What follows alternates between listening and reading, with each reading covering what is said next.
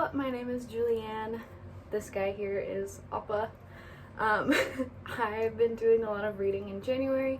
One of my 2021 goals was to be reading a lot more than I was in 2020. So I've read a whole lot of books this month, and I wanted to do sort of a January wrap-up of what I enjoyed and didn't really enjoy. I get most of my books off of Libby, so I don't have them physically to hold up, but I'll try to put pictures in here somehow. But if not, you can always Google it. Just Google the books. Yes, so I sort of debated whether I wanted to go through the books chronologically the way that I read them, or if I wanted to group them by topic. And I have some pretty well done groups by topic because I'm trying to read a lot of different types of books. So I decided to talk about them that way. So the first book I read this year was Where the Crawdads Sing by Delia Owens. I'm trying to dive more into contemporary fiction in general. So I really enjoyed Where the Crawdads Sing. I'd give it probably a 4.5 out of 5. It was so much better than I thought it would be. It's about a girl named Kaya, and the book is sort of a combination of like a coming of age story and like a romance and a murder story, and it also sort of like a love letter to the marshlands of the South. Initially I had a hard time getting into it because I'm not very familiar with the South or the sort of like ecology there, and there's a lot in the book about the marshlands, because Kaya is sort of like the marsh girl is what they call her, and she like lives out in the middle of nowhere in North Carolina, and she knows so much about the marsh, and like that's something that's really special about her.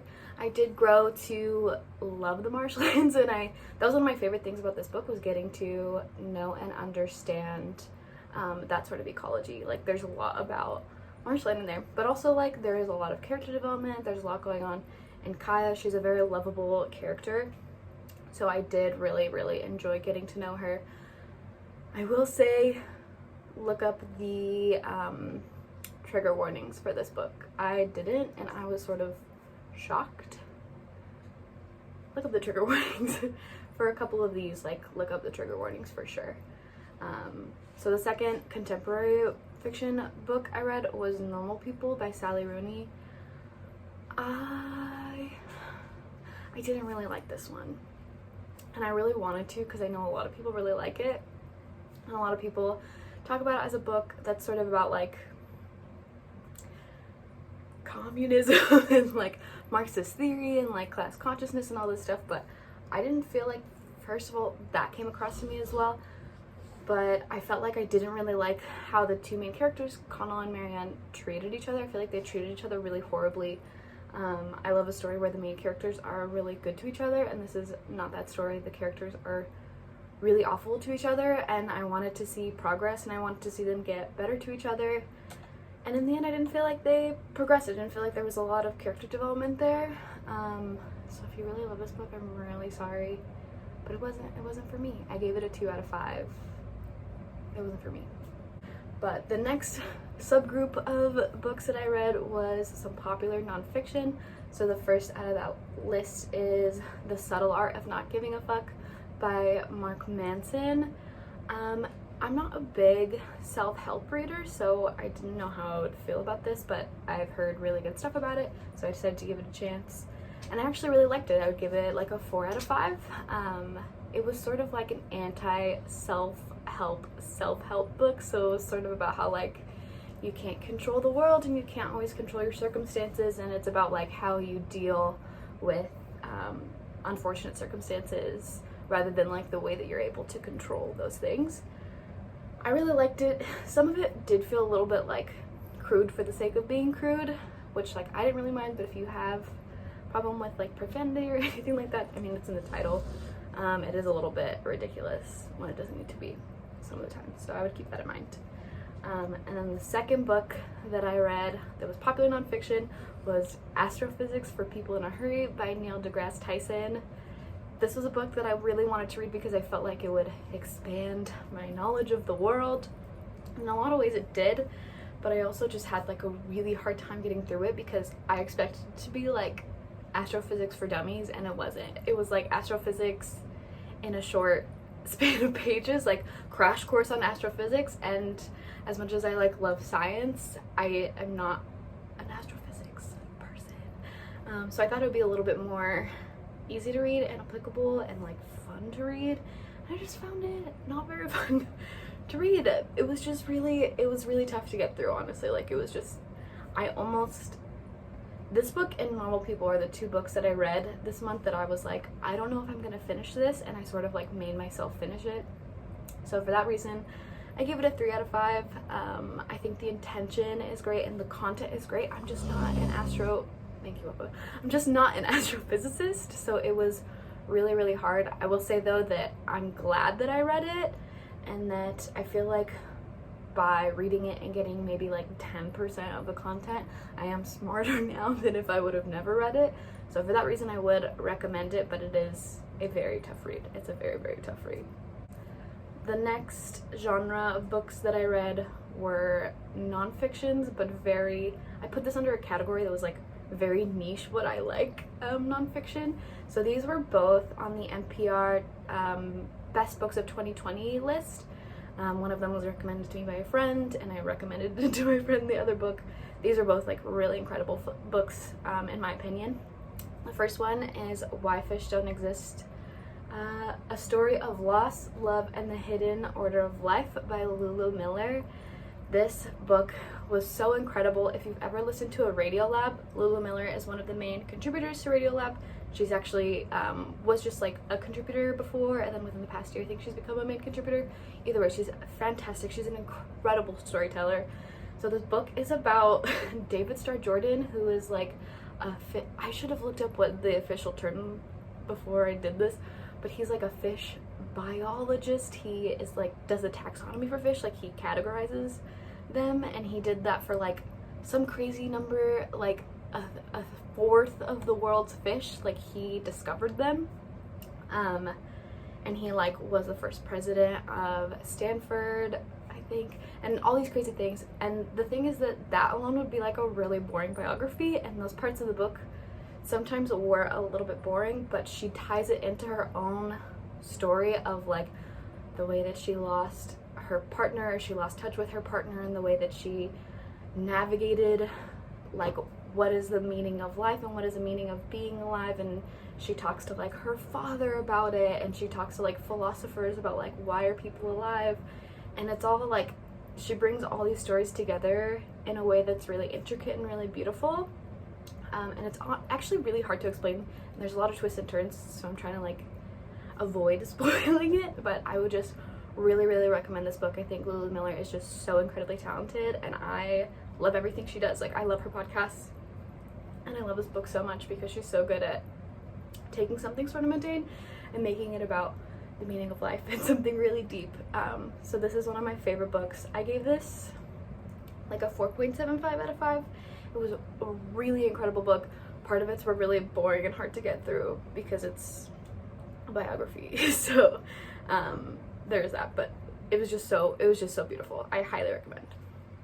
The next book I read in this subgenre that I created is called Notes from an Apocalypse by Mark O'Connell. Notes from an Apocalypse. So this book was written before COVID, and it just happened to be released during COVID, which was really ironic. Mark O'Connell is a man from Ireland, I believe, and he is very nihilistic and is very anxious about climate change and like all these sorts of like political things, and that makes him really worried about the apocalypse. And so basically what he does in this book is he goes all around the world and he talks to different people and different groups who are dealing with their idea of the apocalypse, and it's very like philosophical in the way he talks about the end of the world and the way he talks about community care and the way that he talks about like people interacting with each other. So if you're very much for like community care, you will love this. But if you're really for like capitalism, you probably will hate this, because he has a lot of like the way that he interweaves his stories. It all comes down to sort of like it's important for humans to look out for each other, and it starts off as this like very bleak sort of story, and it ends up being this really beautiful story about how like humans are so beautiful together. Ended up being really, really just like moving, and one of my favorite books that I've ever read. There were parts of it that were hard to get through as well. Some parts were sort of slow or boring or just like heavy and hard to like read, but overall I think it was just like so meaningful, and I just keep like thinking about a bunch of different parts of the book, and I took so many notes, and I was sad that I didn't have this in print copy because I would love to just like write notes all over it. So I think I'm probably gonna end up buying it and just like rereading it to put like a ton of notes and like to like really think about those quotes. So I gave this a 5 out of 5. I thought it was just like an incredibly done book, and I really, really enjoyed it. So my next subcategory that I read this month was classics. So there's a bunch of classics that I've never read, and I really, really want to read more classics. I just never really read them in high school or college. I read a bunch of short stories in like my English classes in college, but I just never read a bunch of like foundational classics. So that's something that I'm going through right now. So the first classic that I read this month was Little Women by Louisa May Alcott, which if you've read, you just know is a beautiful, incredible story. I can't believe that I hadn't read it. Historical fiction never really appealed to me before, but I think because of like COVID and all the things going on in the world, I've come to really, really enjoy historical fiction because of its like simplicity and just like innocence. So Little Women is a very innocent story. I tried to read it a long time ago, and I just couldn't get through it because the first half is like really a children's book, and it's about these 4 sisters in the late 1800s, and it's like the first half is like honestly kind of boring to me. I'm so sorry if you're a big fan, but it was really boring and really hard for me to get through at first. Also, side note, I'd never seen the movies. So I'd never seen the movies and I'd never read the book, so I had no idea. I didn't even know what happened. I didn't even know the plot, which was honestly like such a fun way to go into it. But anyways, the first half was really hard to get through, and then once they became sort of like teenagers, I really started to enjoy this like coming of age story of these like 4 sisters. I have a bunch of sisters, so I really enjoy stories about family and about sisters, and this is just like such a pure look into these 4 girls who are just like all so different but like share so much love for each other. It's truly just like so beautiful. I really am glad that I read it, and I really did enjoy it in the end. It was just hard to get into, but once I got into it, I was very into it. And then I finally watched the 2019 film adaptation, and it was also so beautiful, and I'm so glad that I got to experience those this month. When we're so deep into the pandemic, I really, really enjoyed getting to read those. So I gave that a 4 out of 5 total, just because of the beginning, but overall it's a beautiful story. I really highly recommend anyone reads that. So the second classic that I read, and this is kind of crazy, but the second classic that I read was Pride and Prejudice. I'm also shocked that I've never read it. I know that everyone's read it. I had also never seen the movie. This is another one I was just not into until this month. I was like, I think it's time that I read Pride and Prejudice by Jane Austen. And it was really lovely. I really loved Jane Austen. I've never read Jane Austen, actually. I've never read anything by her before, and I really enjoyed her writing, even though it's very like obviously like historical. It's like old-timey writing. It is very like quippy, and I love the way that the characters always come for each other, and it's like very spicy, which I like really, really enjoyed. I think Elizabeth Bennet is just a very compelling main character. I love the way that she is just like, she's very modern in a lot of ways, which I just like love. She's just like about herself, and she's like, I don't need no man. But anyways, I just really, really enjoyed the whole story.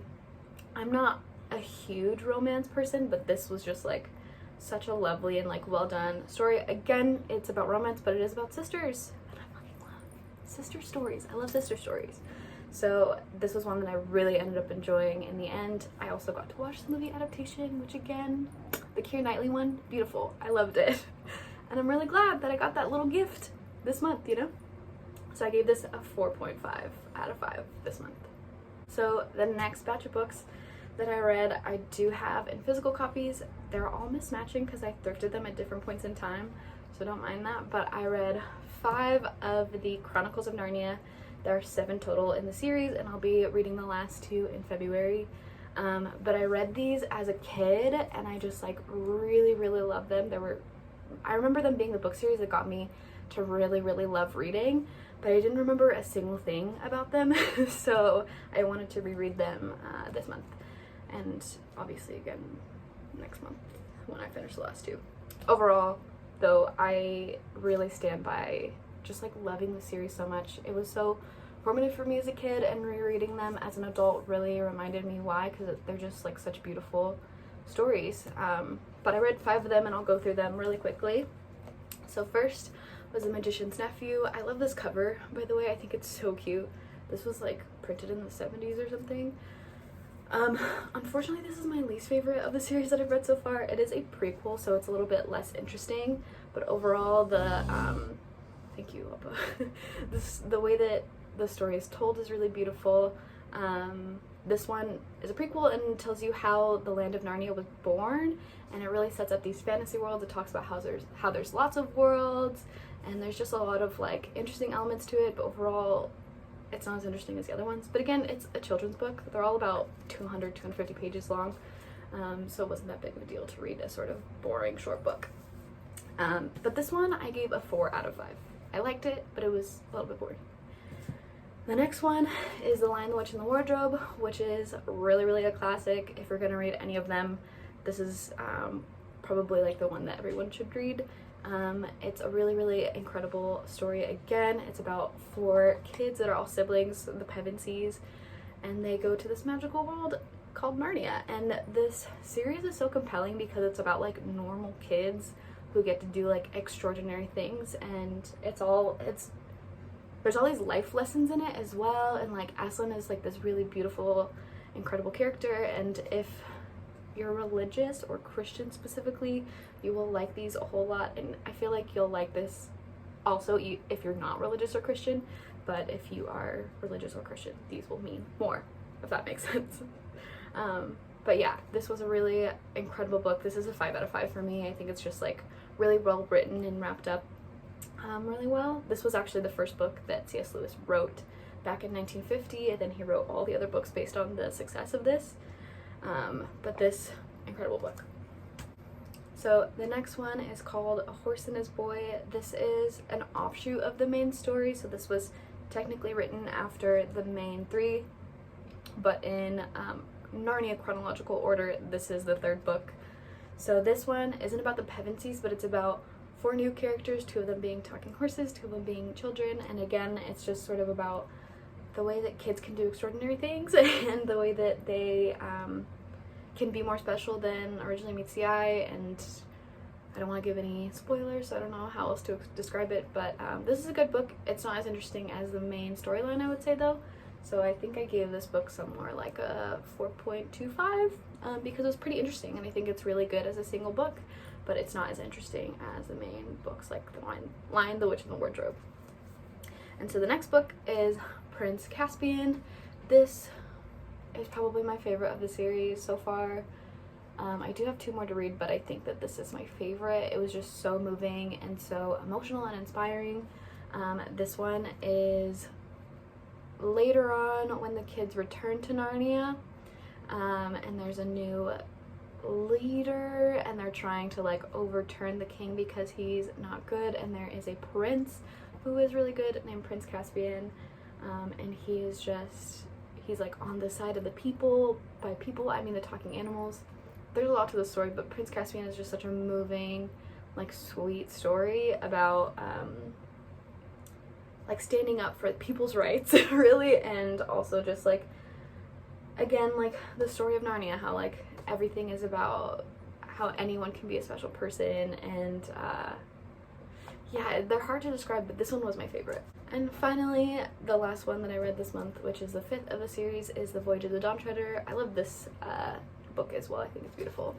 But yes, The Voyage of the Dawn Treader was a really sweet story. Also, this one is about King Caspian later on in his reign, and a couple of the Pevensies and their cousin come back to Narnia, and they go to explore the world that hasn't been mapped, and to find these noblemen that have been lost. This one is much more of an adventure book than the other ones. This one was really fun because it really like takes you around the world of Narnia.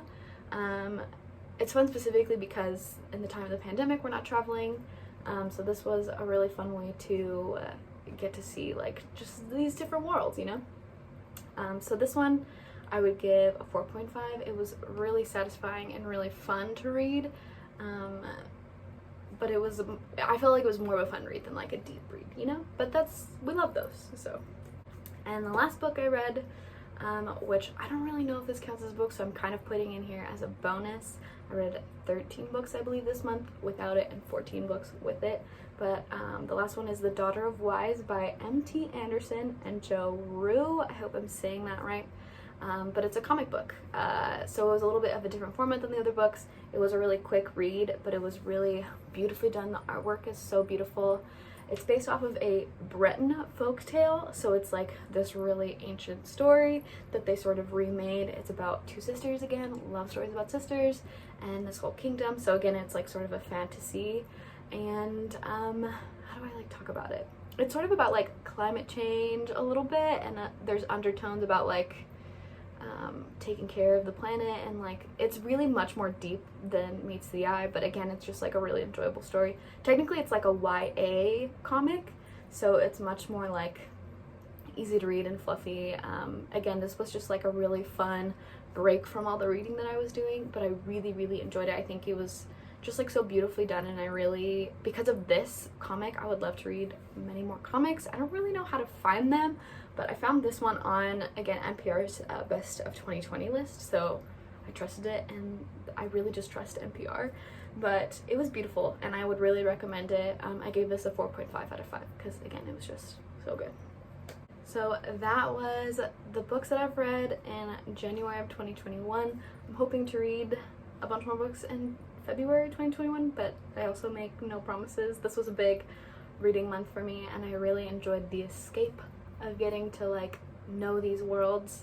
I'm getting really back into reading after taking sort of a break after being in university for so long, but yeah, I think I've just had like a really great time reading this month, and I hope to see you again. But thanks for watching. I hope you enjoyed my thoughts and my recommendations. I hope it made sense. I can't promise that it did.